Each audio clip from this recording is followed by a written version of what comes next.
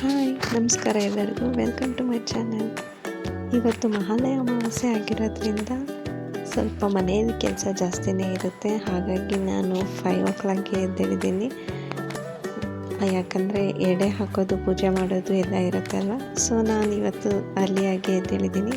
ಆಚೆ ಎಲ್ಲ ಗುಡಿಸ್ಬಿಟ್ಟು ನೀರು ಹಾಕಿ ರಂಗೋಲಿ ಹಾಕ್ಬಿಟ್ಟು, ಮನೆ ಮುಂದೆ ರಂಗೋಲಿ ಹಾಕಿದ್ರೇ ತುಂಬ ಚೆನ್ನಾಗಿರುತ್ತೆ ಅಲ್ವಾ. ಇಲ್ಲ ಅಂದರೆ ಏನೋ ಒಂಥರ ಮಿಸ್ ಆದಂಗೆ ಇರುತ್ತೆ. ಸೊ ನಾನು ಎಲ್ಲ ಆದಮೇಲೆ ನಾನು ಅಡುಗೆ ಮಾಡೋಕ್ಕೆ ಸ್ಟಾರ್ಟ್ ಮಾಡಿಕೊಂಡೆ. ಅಡುಗೆ ಎಲ್ಲ ಮುಗಿತಾ ಇದ್ದಂಗೆ ಇವತ್ತು ನಮ್ಮ ಹಿರಿಯರಿಗೆಲ್ಲ ಪೂಜೆ ಮಾಡೋದು, ಅವರ ಆಶೀರ್ವಾದ ತಗೋಬೇಕು. ಯಾಕಂದರೆ ಅವರ ಆಶೀರ್ವಾದ ಇದ್ದರೆ ನಮಗೆ ಎಲ್ಲ ಒಳ್ಳೆಯದೇ ಆಗುತ್ತೆ.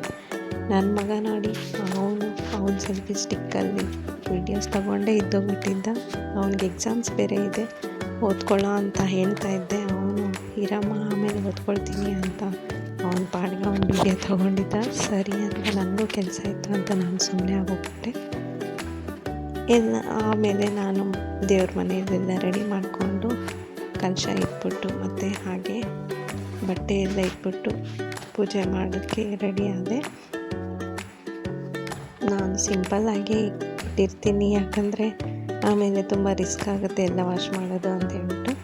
ನೋಡಿ, ನಮ್ಮ ಮನೆಯಲ್ಲಿ ವೆಂಕಟರಮಣ ಸ್ವಾಮಿ ತುಂಬ ಚೆನ್ನಾಗಿದೆ ಅಲ್ವಾ. ಇದು ವುಡ್ಡಲ್ಲಿ ಮಾಡಿಸಿರೋದು. ಈ ದೇವ್ರ ಮನೆಗೆ ವೆಂಕಟರಮಣ ಸ್ವಾಮಿನೇ ಹೈಲೈಟು. ಎಲ್ಲರೂ ಮನೆಗೆ ಬಂದವರೆಲ್ಲ ಹೇಳ್ತಾ ಇರ್ತಾರೆ, ತುಂಬ ಚೆನ್ನಾಗಿದೆ ವೆಂಕಟರಮಣ ಸ್ವಾಮಿ ನಿಮ್ಮ ಮನೆಯಲ್ಲಿ ಅಂತ. ನಮ್ಮ ಮನೆಯಲ್ಲಿ ಪೂಜೆ ಎಲ್ಲ ಮುಗೀತು.